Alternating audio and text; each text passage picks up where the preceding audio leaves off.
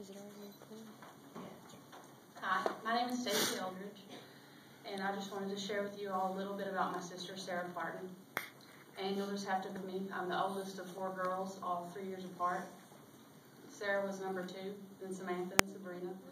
Out of the 4 of us, Sara was always the one that would have had no problem getting up and giving a speech in front of anybody. Sara was 23 when she was taken away from us December 29th, 2009. She had bacterial meningitis. She went from normal and healthy to being declared brain dead in just 3 days. I still relive those days over in my head, and it all seems so unreal how someone so much a part of our lives and so full of life just disappears. Sara was one of the greatest people that I've ever known, and I know people say that a lot, but I honestly mean it. She wasn't perfect, but she was an amazing person. She was the kind of person that you just want to be around. She was silly and funny, incredibly friendly, adventurous, smart, and had the biggest heart of anyone that I've ever known. Her bubbly, silly personality is what I miss the most. I miss those days sitting at our parents' house and Sara would come in, swinging the door wide open, and yell in her distinctive southern voice, "What's up, my homies?" You just couldn't help but giggle and smile at her. You always knew when Sara was around. She had a charisma and a spirit like no other.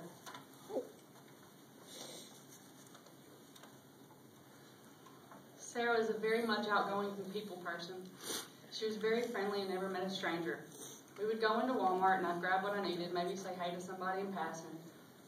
But Sara, though, she would stop and call everybody by their name and ask how they were doing and genuinely mean it. And the way she called people by name was so unique. If you weren't family, it was Mr., Mr., and then their first name. If you were family, you were Ma. It wasn't just hey mom or dad, it was hey my mom or hey my dad. Sara was married to her best friend and love of her life, Glenn. She met him when she was just 14. She was at the movies with her friends when a group of older boys came in and sat a few rows ahead of them. And she just had to get him to notice her, so she threw M&Ms at him. A few years later, when she was 21, she married him. And they were very much alike and in love. Rarely ever would you see one without the other. They spent many weekends camping, canoeing, or hiking some trail at a state park. Sara was a very proud science and social studies teacher. And for as long as I can remember, she had always loved nature and animals, so teaching science was perfect for her. And the summers off and snow days and holidays didn't hurt the decision either. She loved to rub that in every snow day. She'd call him, "Wake me up." No, I mean, she didn't have to work. Sara loved doing science experiments. And she was always looking up and trying experiments at home. She definitely enjoyed doing that as much as the kids did.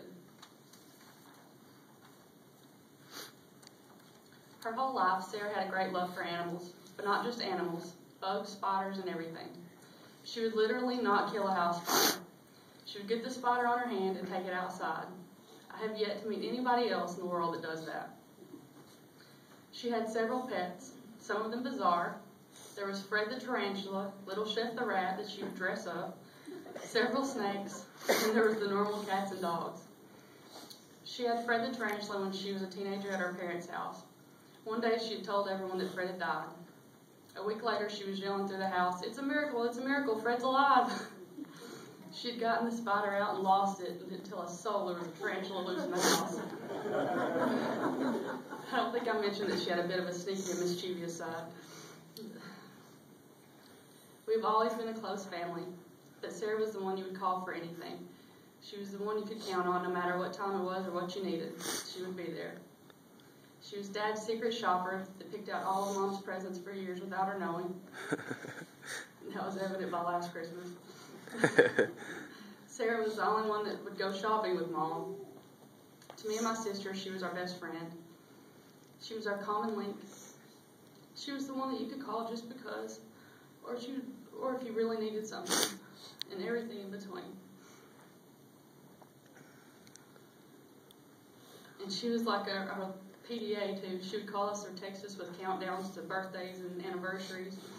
She'd start the week before, "Dad, your anniversary's next week. Dad, your anniversary's in 4 days. Dad, your anniversary's today, don't forget."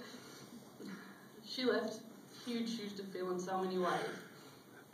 There is so much about her that I miss, and there's no way for me to tell you just how great she was. There isn't a day that goes by that I don't think about her and how much I wish she was here. When Sara passed, there was no doubt in our minds about where she stood on the issue of organ donation. There was no need to even make a decision. We had talked about it before. Me and Sara were both pro-donation. Mom dead set against it, and Dad was undecided. Sara was the first one of us to sign up to become an organ donor at just 18. And I think that says a lot about her, too. I think it takes a lot of courage to mark that box when you're so young and supposed to be invincible. I know she would have been proud to know that while her passing was a great tragedy to our family, it was a blessing to many others. I would like to thank all of you for allowing me to share with you a little bit about my sister. I know as many of you have been listening to me tell about my sister, many of you are thinking about that someone special that you have lost, that you're here honoring. I'm sure they are all different people with unique stories of their own, but they have something in common. Death was more than just an ending to their story. The gifts of life your loved ones gave allowed others to continue writing their stories. They gave hope and life.